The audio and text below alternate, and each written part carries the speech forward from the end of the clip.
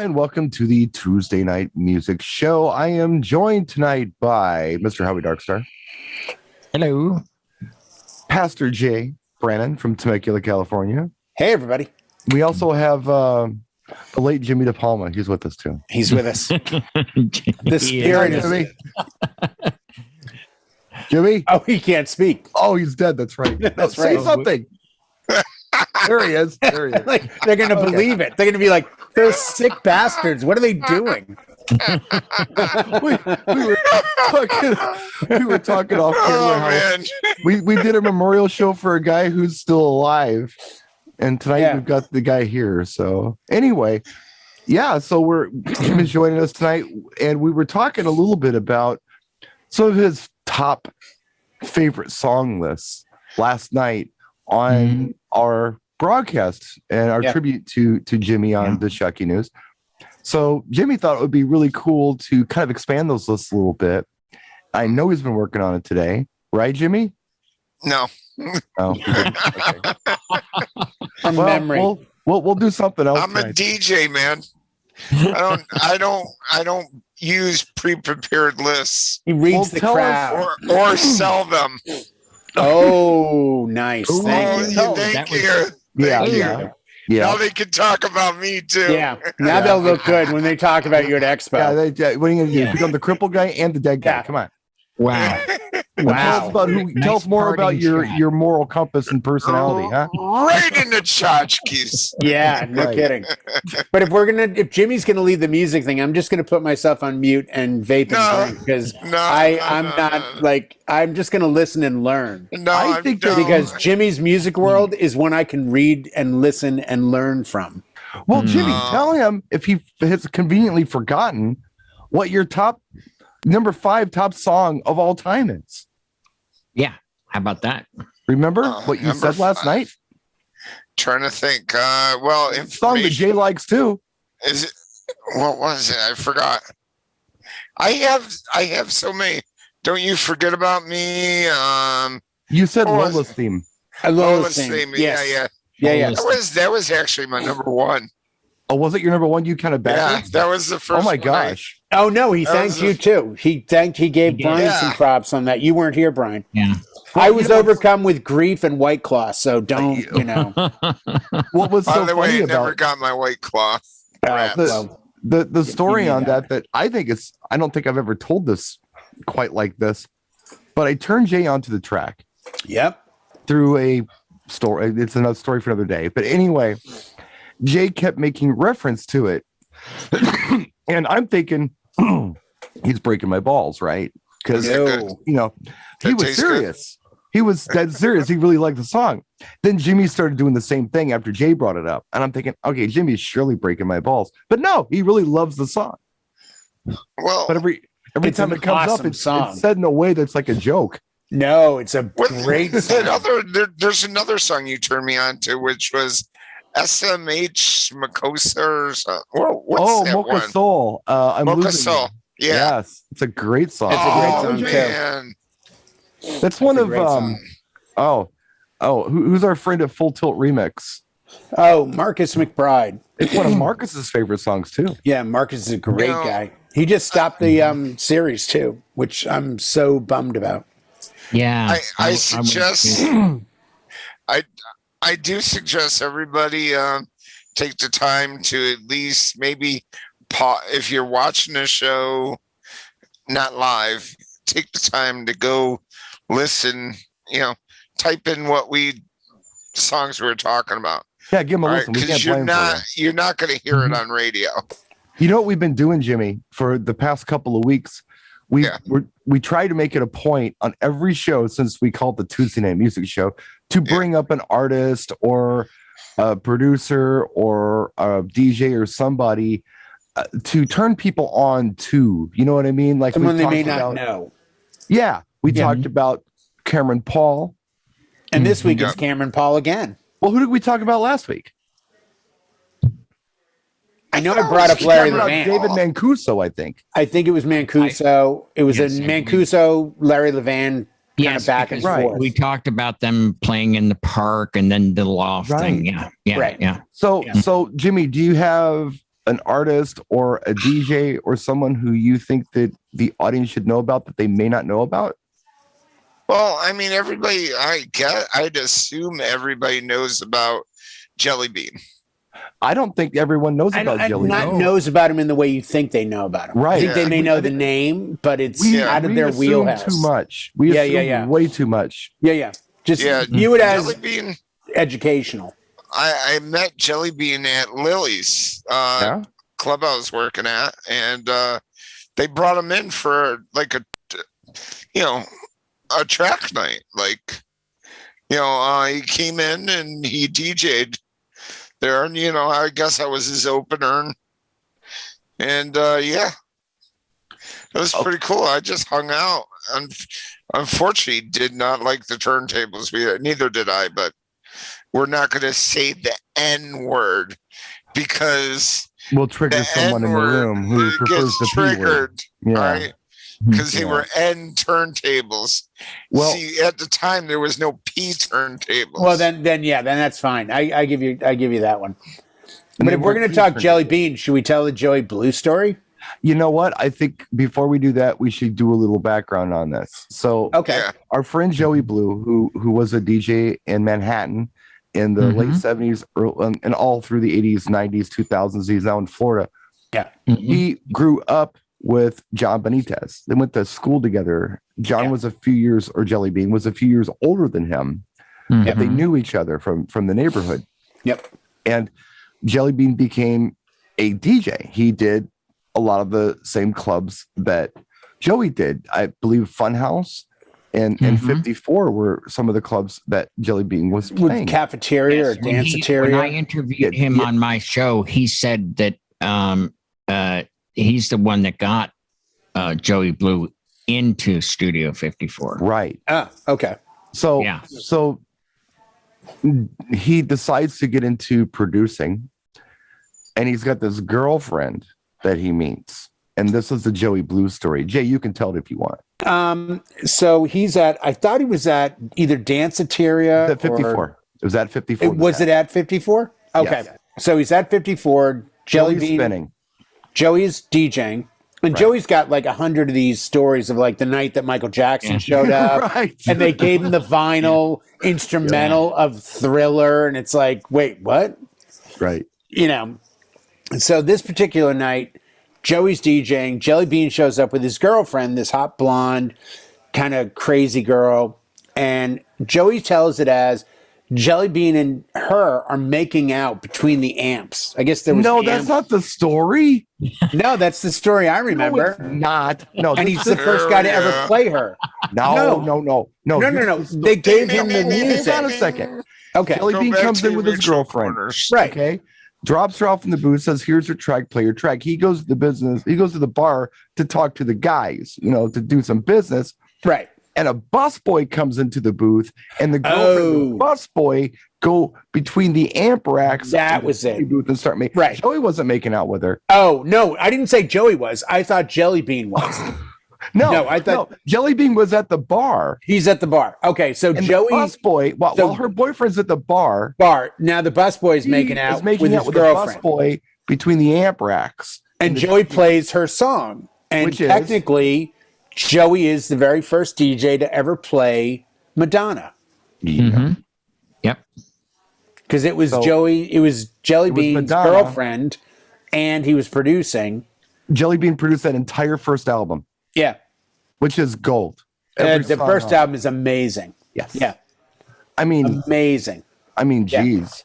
Nile Rodgers did a fantastic job on the second one, but the first one was her breakthrough album. No, I think this is another night, another topic, but the difference between the first and second album is sometimes light years, because you have, as we all know famously, you have your whole career to write the first album. You have 6 months to write the second. Yeah, but Jelly Bean pretty much did that. If I remember right, her first cut was Everybody. Yeah, but I think so. She recorded it at the Danceteria.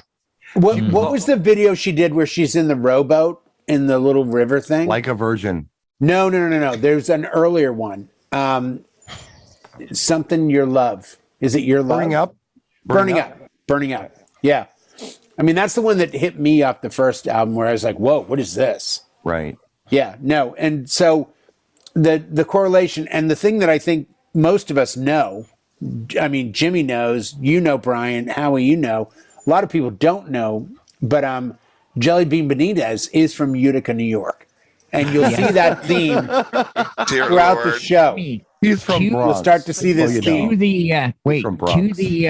Cue the Google Earth map tour now, Jimmy. No, Yeah, right. don't. You know who Madonna's first This band Burger King was once a club. was? Do you know who Madonna's first band was? Jimmy might know. Yes. Tell us. Yes. Right on track. Now get you back. Breakfast Club. Breakfast Club. Yep. There you go. She wasn't with the Breakfast Club when they did that track, but that was her band. Well, her apartment got broken into, and they stole her keyboard, and they stole a bunch of the band stuff from there. I didn't know that. Well, she's a Detroit girl, right? Wow. Yeah. Grand Rapids or something like that. Oh, because I always think of her as Detroit. It's just like Grand Rapids or Okay. or Lansing or something like that. I don't remember where Right. she's from. But she's a there. Michigan girl. Yeah, Michigan girl. At least it's at the right Ann Arbor, I don't state. know. Yeah. I'm still a little bit shocked over the fact that someone was making out at a famous club between the amp racks. I just With a busboy. right. If you've ever seen any of the 54 documentaries, the busboys are the ones that are the most famous that If you're came a out of that girl and you want to place. make out with somebody, the best boy's the Eddie last person Murphy. you look at. Yeah. Ask Eddie Murphy. Yeah. We Remember he gotta call cracked a joke Felipe. about the bus boys. We gotta call Felipe one night about this. Yeah, well, he spent a lot of time there. By the way, side note, for those of you into heavy metal like me, the guitarist from the Busboys band is now in the Circle with Sammy Hagar, Jason Bonham, aka John Bonham's son, Michael Anthony, formerly of Van Halen, and of course lead singer and guitarist Sammy Hagar. So Just Chicken keep Feet, it- is that the band? No way. No, really? Chicken Feet's got Joe Satriani, Chad Smith from the Red Hot Chili Peppers, and Michael Anthony from Van Halen with Sammy Hagar. The Circle is his newest thing with Michael Anthony. I can't remember his name, but he's the guitarist from what is The it? Busboys. The Busboys. 48 Hours or Beverly Hills Cop. Boys 2? are back in town. I don't know. I remember. I can't remember which movie they were in, but they were in one of them. They were in probably they were 48 in one of the 48 Hours. That Yeah, was that's it. 48 hours. The boys Yeah. are back. And then they opened for Yeah. him for his Delirious tour. Yeah. Yeah. And that's when he Yeah. said, you don't do anything around them because they will Steal all the women. expletive. Yeah. Yeah. You up? I thought Living Color was better as far as the representation of that format, but that's just an opinion. Oh, the band Sold Living as Colour. a band of like, look, this band is all this. And then Living Color showed up, and I'm like, oh no, this is the one because it was. Well, 90s. It I was when you later said in the Living game. Color, I'm thinking the Jim Carrey Wayans No, brothers. Living Color, the No. band. Yeah. The band, Yeah. COLORU. I used to love Yes. that group. Yeah. They were. I thought that first album was, and it got voted best Rolling Stone album of 1990. Called the Who the hell was their guitar personality. player? Right. Vernon Guitar Reed. player. Vernon Yeah, Reed. Vernon is Reed. the I met guitarist. him. Did you really? Yeah, I got a he's picture. Phenomenal. I got a picture of Vernon Reed on somewhere on Facebook with me and him. It was funny because I was out with John Krupa at RCF. I know, he was FBT at the time, and we were talking about the session work he did and some of the fill-in jobs he did. And he was talking about working with Vernon Reed. We were at NAMM one night. We were out to dinner and we were talking about it in the van. And then, like 2 days later, they're closing NAMM. I go by Gabe Scrim King. He was in the what do you call it, The arena. auditorium? The arena. He was in the arena. He's like, BSR, you got to meet this guy. He's like, do you know him? I'm like, God, he looks like so familiar. And he shorter guy, Yeah. He's like, is Vernon Reed from the come like, Uh, oh my gosh. I said, we have a mutual friend. yeah. He's like, really? I'm like, who's that? I said, John Krupa. Is like, oh, Krupa's awesome. And we started talking like that. Yeah. Mhm. No, guitar wise, he is a Those god. are gold. He Those is a conversations God. are gold. And you got to look at that for like not to derail the Jimmy show, but like this we're talking 1990. Yeah. Like they were, and the second album Before that, even, I think. No, I think 90 was their first album. 88. I want to say 88 on that. I'm going to look it up. Look it up. I want to say 88 on that. All right. I give you that. I'm For gonna the look it Vivid up. album. All right. What do you say on that, Jimmy? 90. No, I think. Yeah, what do you say, Jimmy? The album Time's Up was 90 or 91. No, I'm sticking to my guns on this one. I'll be honest with you. I've been wrong more times than not. I realize that. I really think that was an 88 thing. I realize I've been wrong more times than not. Let me see what Wikipedia says. We'll go What does right Wikipedia there. say about the release of Vivid? Wikipedia says mainstream success. Corey Glover, guitarist. Let's see what it says for albums. Grammys, 89. Okay. You know what? I think we're both wrong. What did you say? 88 was the release of Vivid. Well, That's what I'm saying. Best Hard Rock Performance, Cult Personality, Grammy for 1990. Glamour Boys, 1990. Okay, but when was... that's not what I'm asking. No. I know that. I'm trying to find the release date, and they're not actually giving it, which is weird. Let's see. I'll just Google. Oh, you know what? Billboard charts, April 1st, Released May 3rd, 1988. Yep, 80, I just looked it up too. Yep, 88. You're right. Yeah, that's what I said. 88. Yeah. Well, I'm sorry. Yeah, of course. Yeah, of course. Come on. Of course. Jeez, was it that old? God. Because music, I mean, as you know, you were there and I was there. Music dramatically changed in that 3 or 4 year span. Oh my 88 God. to 92. There was so much fun stuff. It switched up big time. I mean, you had the metal stuff, but you also had the cool freestyle stuff going on that was going mainstream at the time, which is why I'm bringing it up, because Jimmy's in the room and that's kind of his wheelhouse right there. No, It really is. I will sit back and say nothing because I'm like Lisa. Well, Lisa no, Cold you'll be able to Jam contribute here. Stevie B and George Lamont.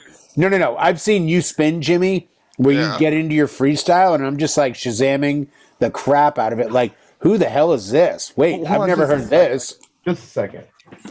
Uh-oh, gotta keep going to tell the you, it's vinyl like- wall. You know, when he's doing that, he is in his zone. He is Jimmy Spin, and he has this look on his face, and it's like he's just nailing every transition. And I'm looking at him in awe, and I go, "Wow!" And then high five. No, you can tell he's a great No. DJ, Oh, and you can listen, tell by I've what he had- does. You can I've tell by had the way he plenty of- mixes. I've had plenty of shoes in the dryer. Well, you haven't shown him to us. I've got one for you, Jimmy. I've seen you on Twitch a bunch of times, bro. I haven't seen any boots in the dryer at all. Nope. There's I no haven't wrong either. answer here, by the way. Okay. Okay. But Oh, when I I like organize, Expose. Oh. when I organize my records, all right, I've got what I would consider kind of a mainstream section that I alphabetize. Yeah. I have a separate 70s disco section because when I'm in the mood for that, I just want to find 70s disco.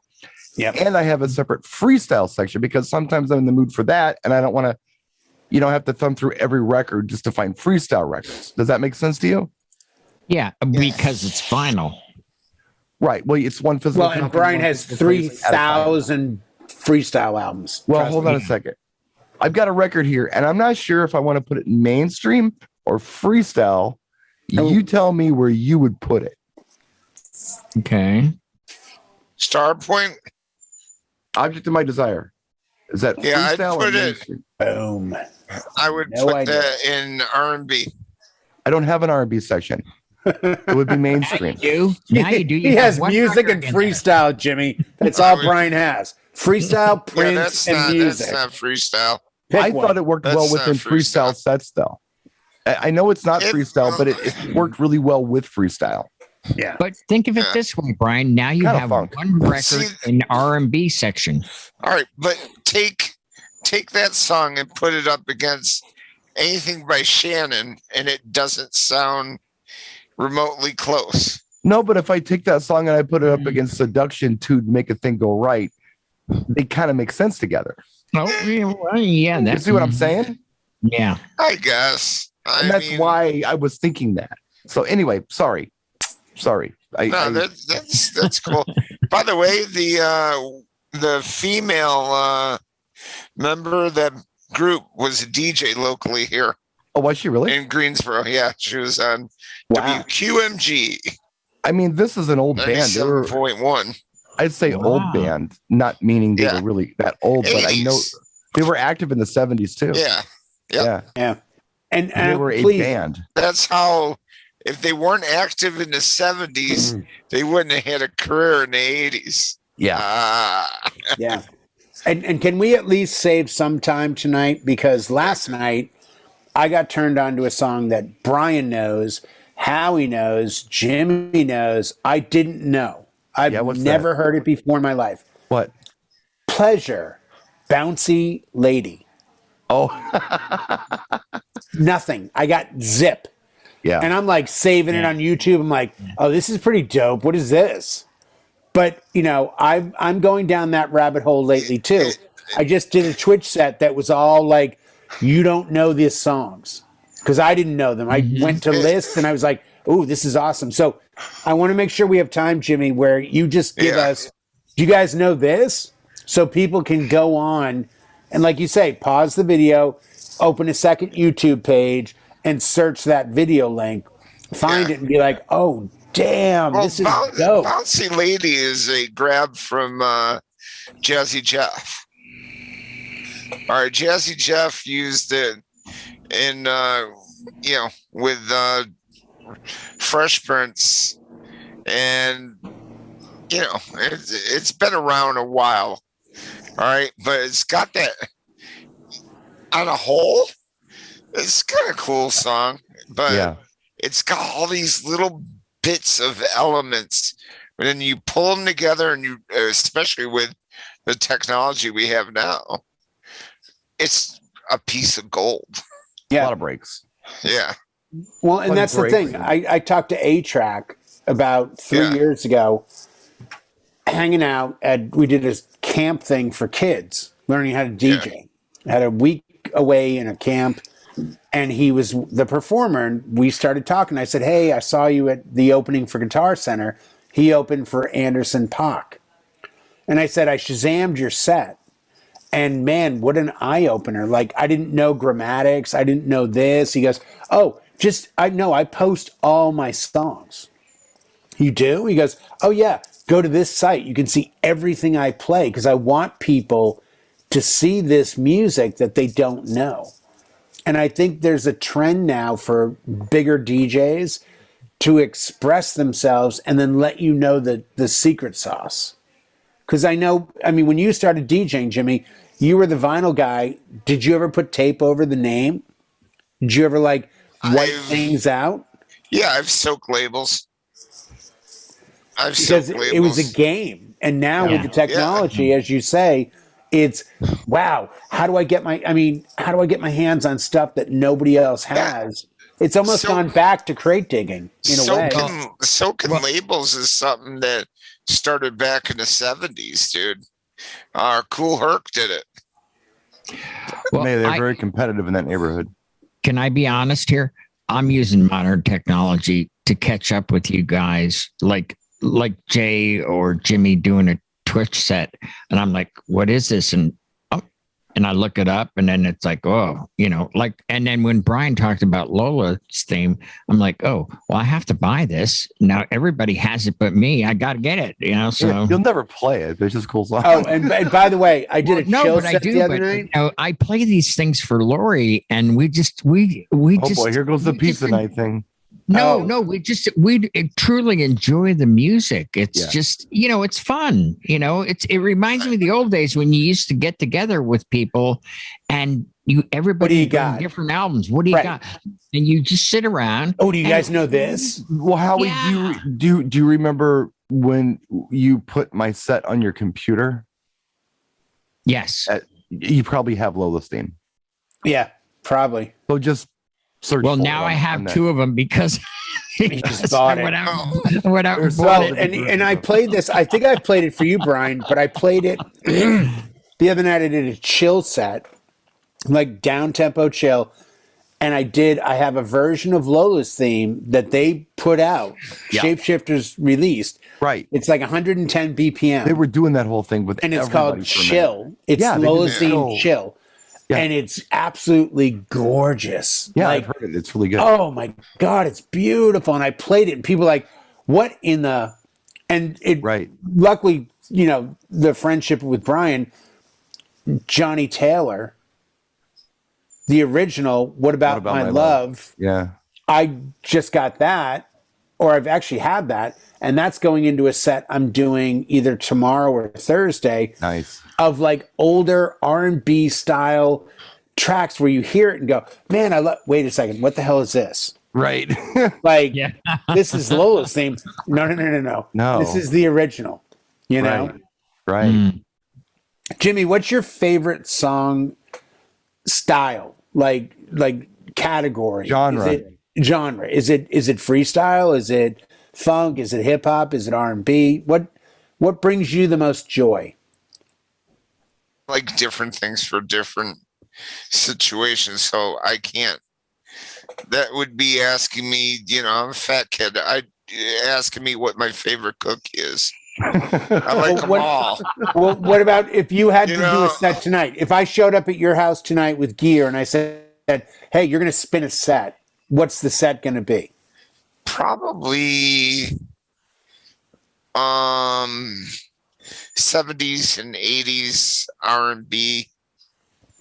It's my wheelhouse. That's what I started out with. Old hip hop and a combination of old hip hop and R&B. Jimmy goes deeper into the break style like stuff. May. Oh yeah, Frank Beverly and Mays. You know, like what's her name? Even, you know, like of course, you know I'm going to play Tom Tom Club. Oh yeah, Genius of Love. Anything off the first album. Yeah. Well, that's what got us in trouble with the venue manager when you filled the dance floor with that 70s and 80s set you pulled. She's like, yeah. Can you ask them to sit down, please? No, we can't. They're dancing. No, I always listen. I played nice. Down either. I played nice. I even, you know, I slowed it down. I gave them sleepy. Gave them go to sleepy music, and they still wanted to dance. You couldn't help yourself. You had that. You were in a groove, and you had that the funny thing was, afterwards, when we knew that no matter what I did, it didn't matter. It didn't matter. I went for broke. I just played whatever I wanted, whenever I wanted. Yeah. You know. So I want to. You go ahead. No. Go ahead. And that's when you have your audience eating out of the palm of your hand. There's no greater high. No, I agree. Ever. 100%. Listen, I tried playing guitar, tried playing drums, tried playing keyboard. I knew that I would never get proficient enough to be a headlining musician anywhere. All right. I just didn't have the eye-hand coordination. But I watched mixing. All right. I remember when I first went to my first, it wasn't a high school dance. It was a party at the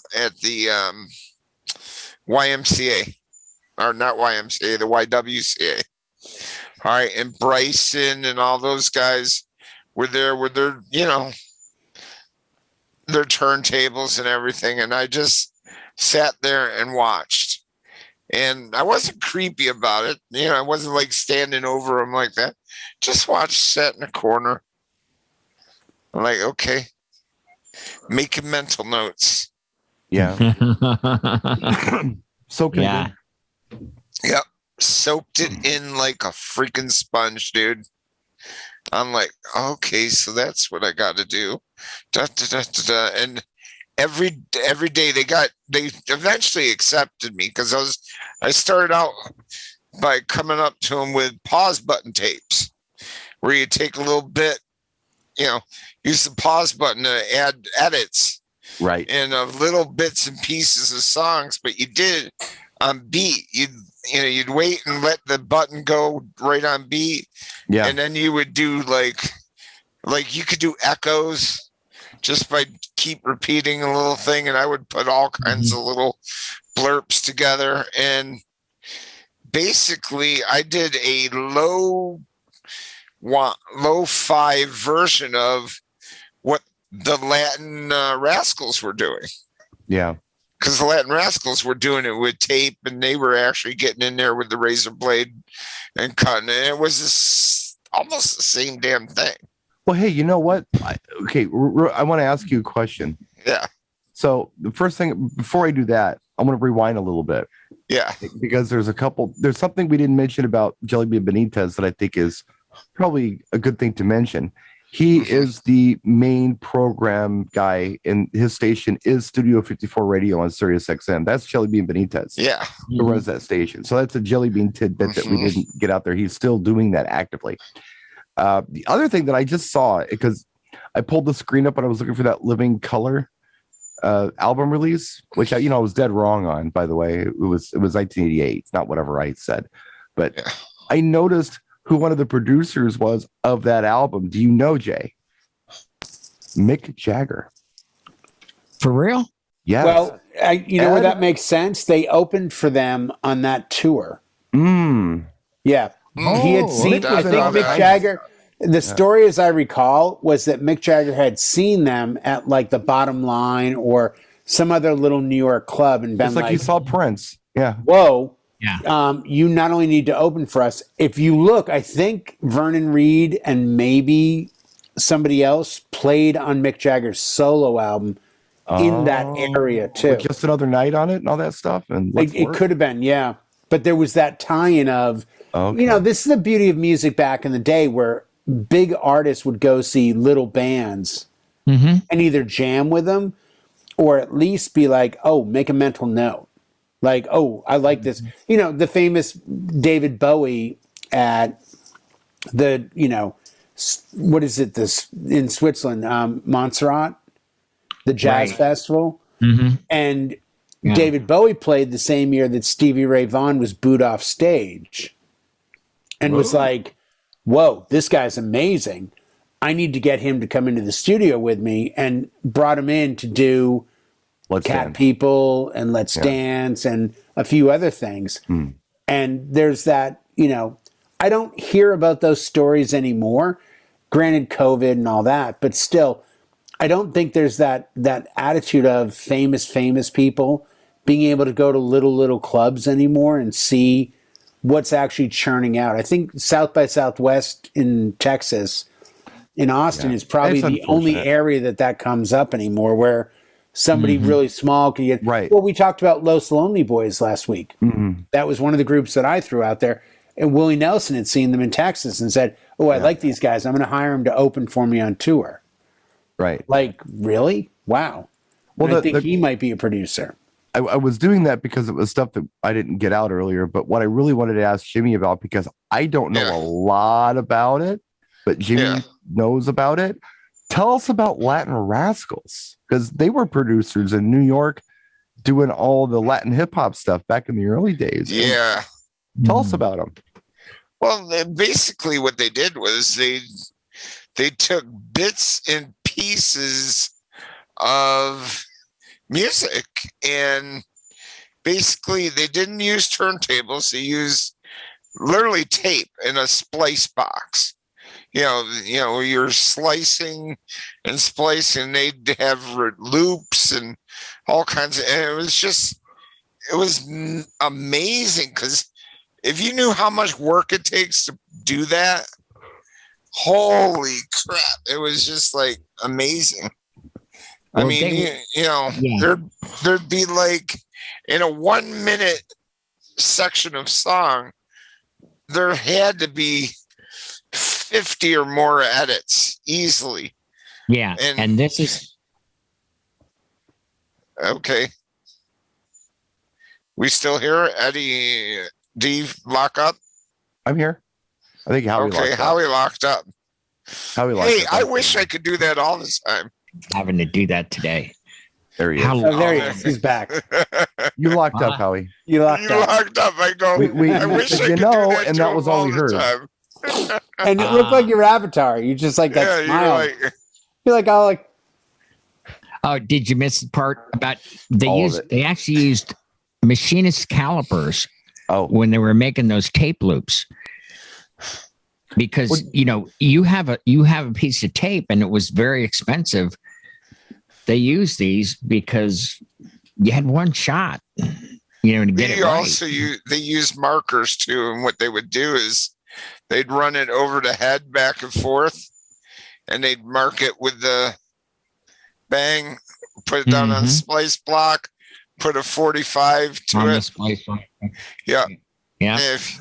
If you want a fade splice, if you want the music to fade, you did a 45 and taped across it.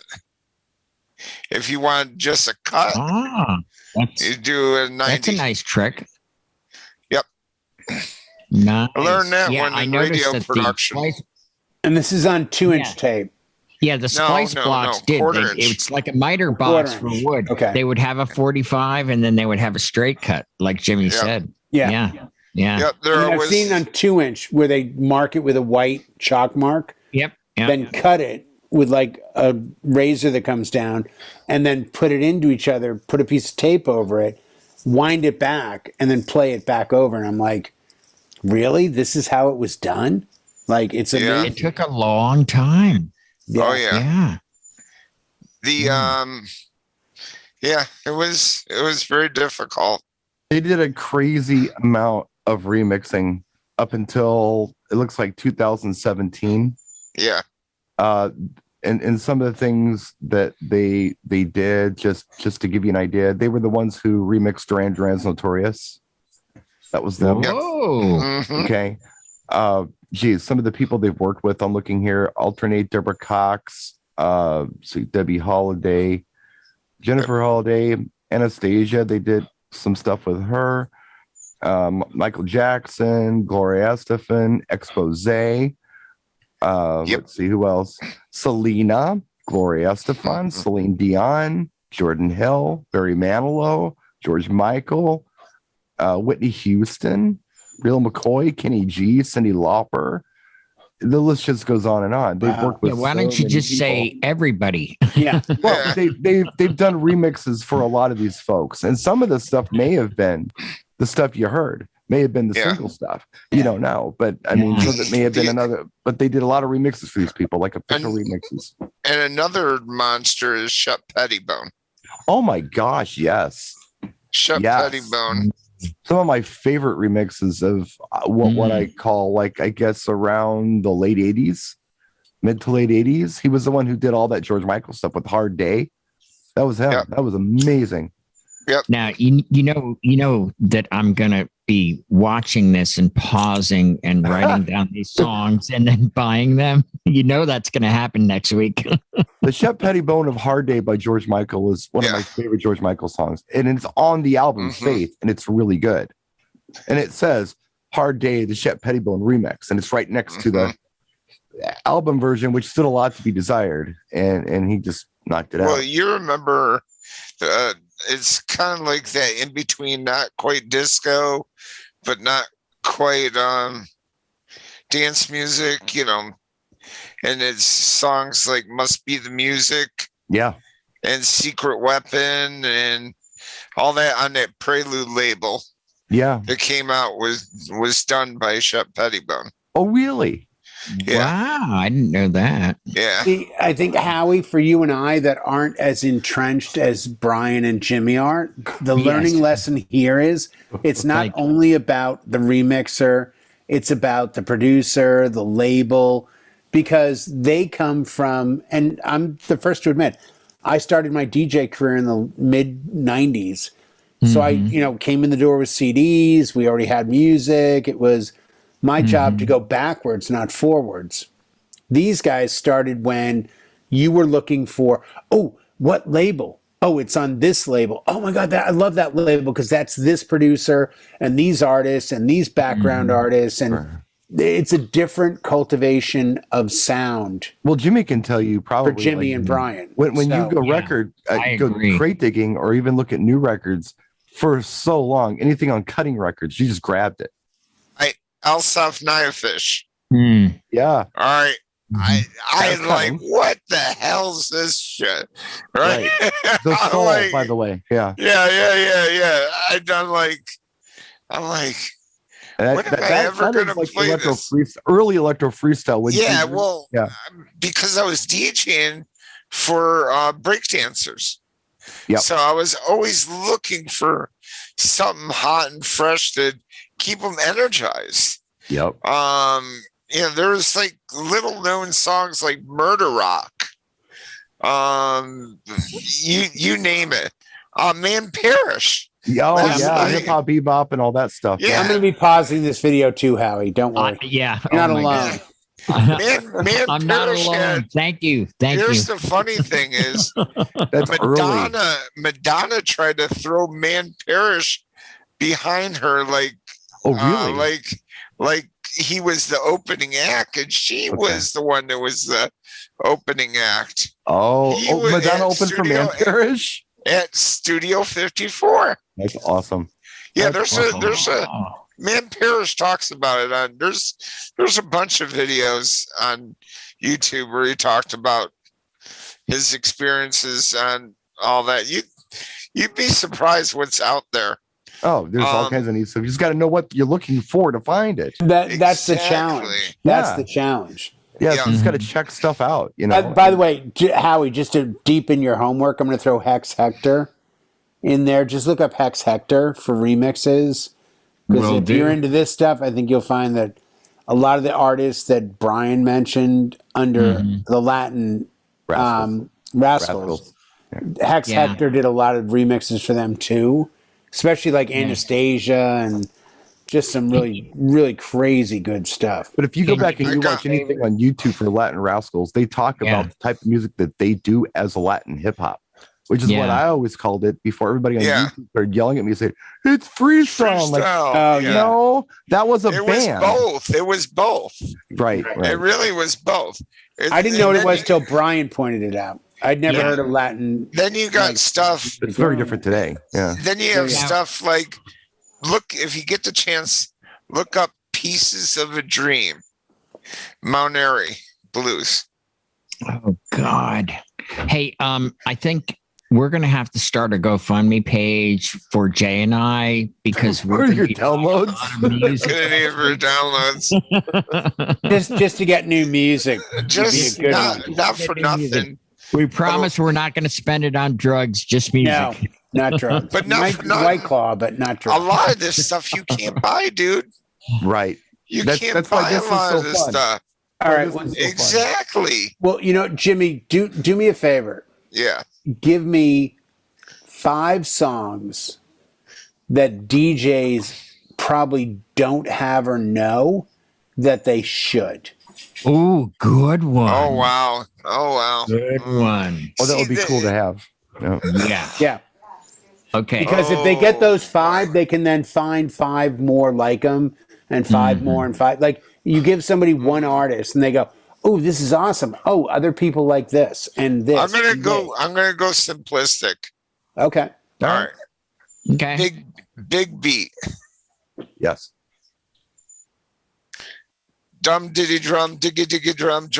You know the Run DMC? Yes. That's where Big Beat. You talking about Billy Squire? Billy Squire, Big Beat. Yep. All right. Ultimate. Now, are we talking about breaks? Just anything. Any cool song that they may not know. Anything. Oh, wow. Like we're talking about Man Perish, hip hop, bebop. Yeah. Most people don't know that song. No, I didn't know that song. Yeah. Just give us 5 songs and we must have to add in your catalog. Weirdo. Because we're already up to like $600 worth of music. You're all gonna cringe. This one song, Paul Hardcastle.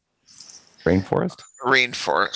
Beautiful song. Whoa. Okay. It's Look at Like those that's a Look at great those one two. to give. Hey, it's- look at those two. Yeah. We're left out here. No, I actually do know that one. Oh, you I don't did have know? it, but I know it through Brian. Yeah. because Brian's brought it up 8,000 times. He's got a real funky one too called Pig Bag worth checking out. Yeah. Uptown Baby, I'm Losing You. Nope. And you gotta have the big siren version that sounds like an air raid, like we're about to get bombed. And because what you do is you I never say overdrive speakers. Overdrive them a little for that one. Just push it. Push it. Push it real Okay. good. And then, it's Back to Cameron like, Paul.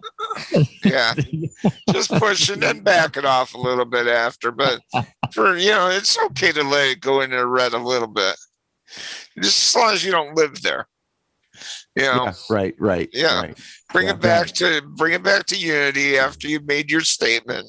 And just slide it back. Is that what you're calling it? A statement? It's A power statement. it's not a That's bug, it's a great. feature. It can It's be if you use it right. It's an emotional hook. Let's call it that. It's an emotional hook. Because I get I that. don't, and you know what? It might not even apply to any of these kids, young people today, because they didn't grow up with air raid, and practice. Where we all did bomb.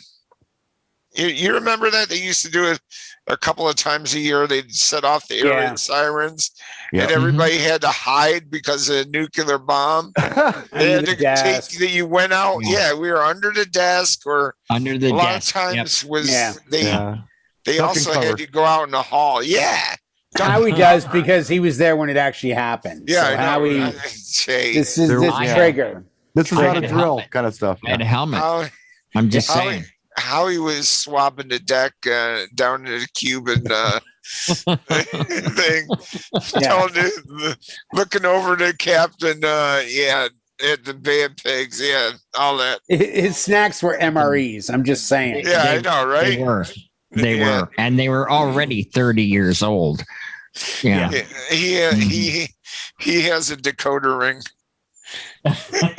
But like I'm finding on Twitch now, I'm not going to get on and be like, "Hey, here's the brand new house tracks," because that's like whatever. I don't know the tracks, and it's Well- not my thing. What I love is going backwards and going. I'm ready, Here's Jimmy. a bunch of 73 jazz. There you go.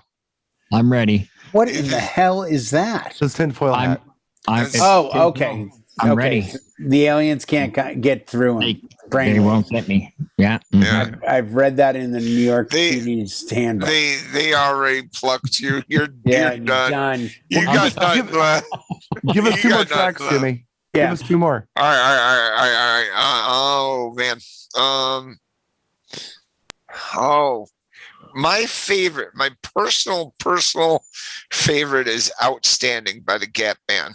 And the 12-inch version. You got to Yes. play the 12-inch version. Yes. The Why are we single- here, Howie? Why are we Nothing. even on the show? The single, I don't even know what I'm the doing. single's here. okay, but the 12-inch single- version is magical. It is. By the way, the Yeah. 12-inch version is what Brian's talking about.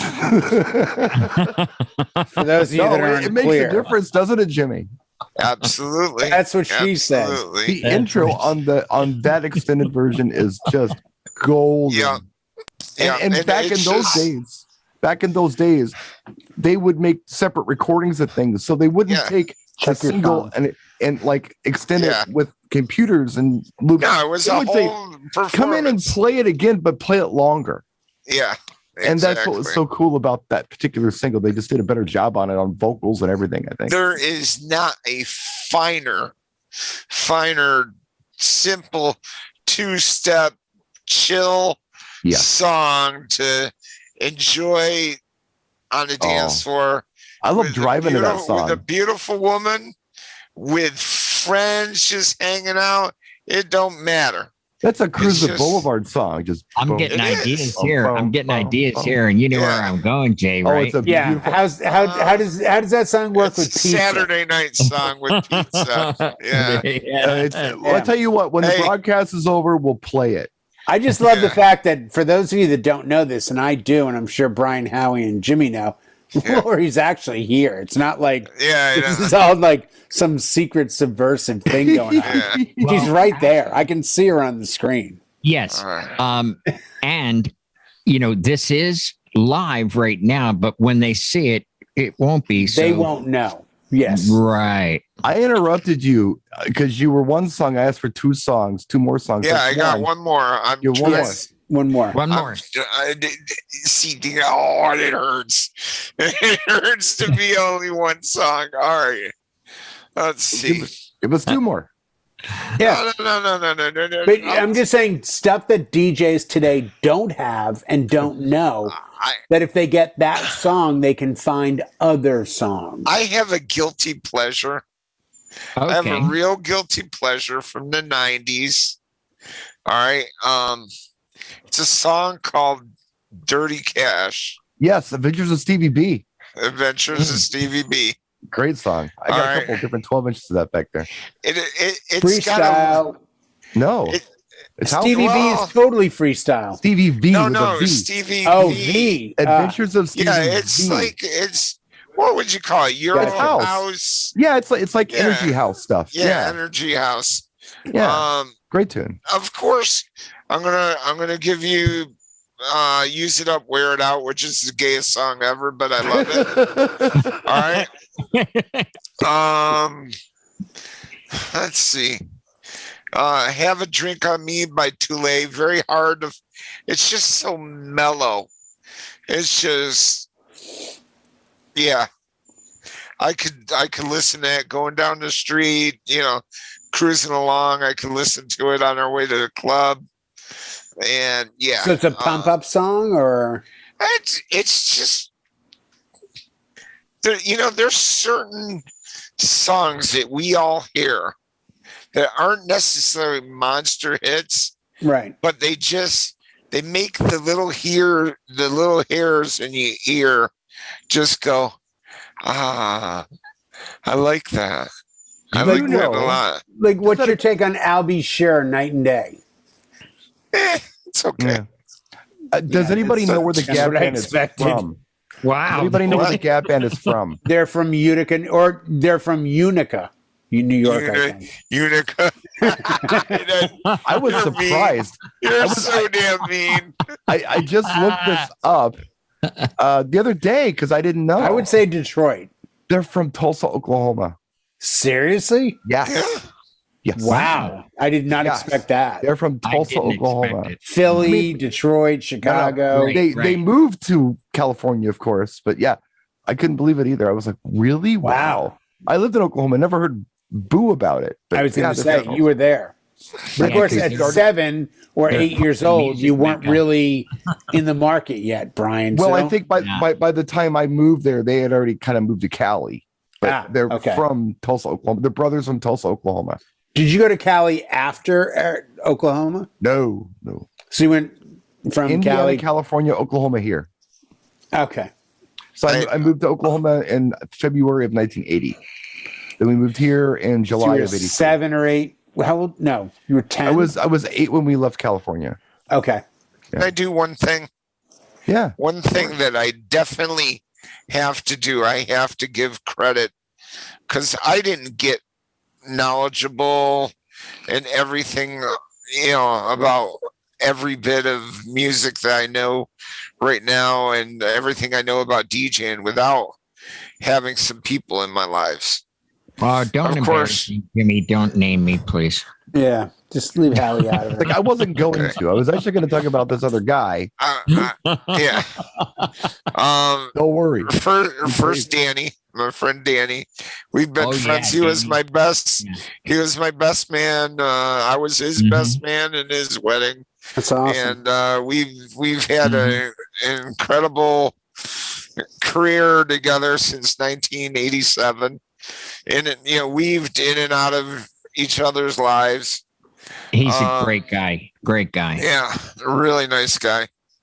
And he has a radio station currently that and it's contemporary Christian.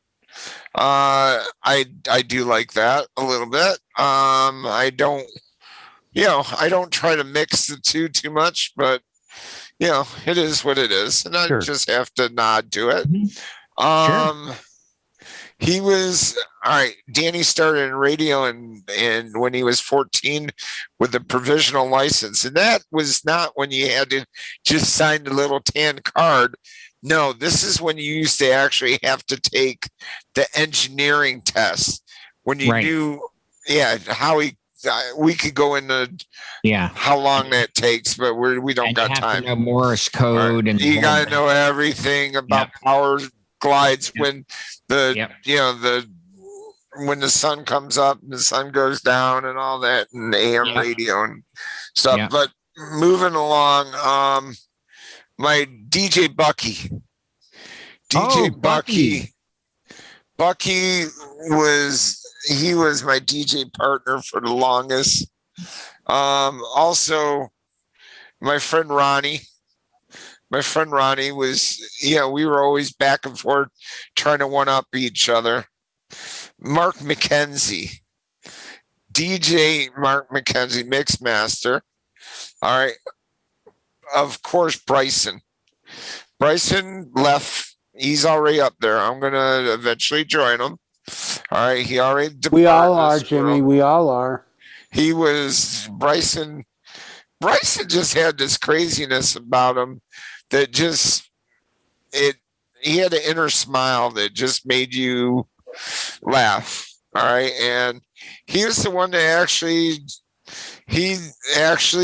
when I was just this weird little chunky white kid that just wanted to hang out with the brothers and learn about music. Well, guess what? They let me in. It's always cool when somebody lets you. Yeah.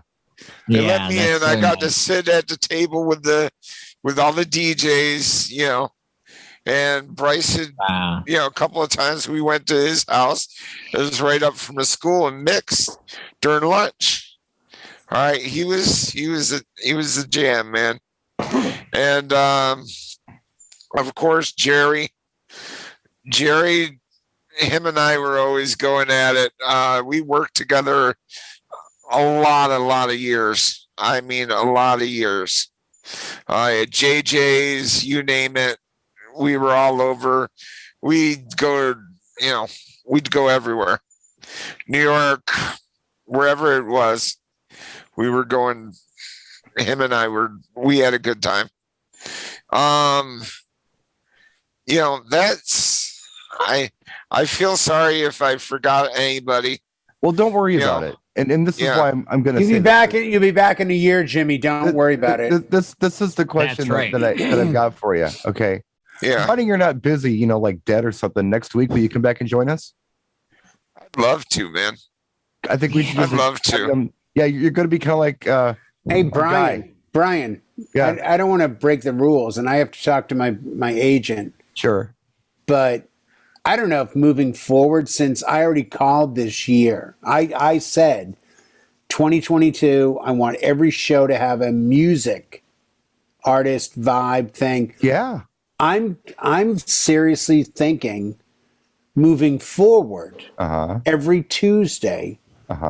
I would like to propose that we bring Jimmy in on every show and have him give a perspective musically on what we're talking about and add, because I think he's got a lot of artists in his head that after 52 shows, he'd still have more artists. So maybe I just invited him back. No. I know you did, but I'm now formally saying, because I'm the one making the most money. I'm down with it. I'm saying because I'm the guy with the biggest contract. I know you get $20. We could call this Survivor and people leave in the comments. Okay, I'm just saying I'm getting, my new contract. I don't know about you, but I'm at about $1.5 million an episode. Jimmy's gonna be back with us next week, and one of these days, this shirt is very expensive. I might even put on a shirt so you don't got to look at a still picture of me. Well, the audience isn't seeing anything. Oh, okay. They only see it if your camera's on. Now I'll talk to you after the recording, Jimmy, and I'll show you how you can be on camera without being on camera. I tried doing that, by the way, Howie. I tried loading a video and it wouldn't load a video. So Yeah. Maybe If you want to do the maybe Pee I Wee need to Herman upgrade thing, it. maybe Jimmy could be that head in the box, like the Pee Wee Herman, like when he would open the box. We could have Yondo that. or whatever his name Yeah, was. whatever the name was. I'll make it happen that your picture is up next week. Awesome. I'll make it happen. Let's send it Awesome. there. Let's send Yeah. it there. Thank you Works for for joining me. us Yeah. this week, Jimmy. Thank And, you. so New much. show. Thank you, Jimmy. The Tuesday Night Thank you. Music Show plus Jimmy. It's kind of like Yes. Billy Preston on the Let It Be album. It'll be really cool. Ooh. Oh, you went there, huh? I did. You went there. I did. The Beatles are bringing in another member. Wow. Yeah. We'll see you The next fifth week, member. guys. Thank you so much for watching. Thanks, everybody.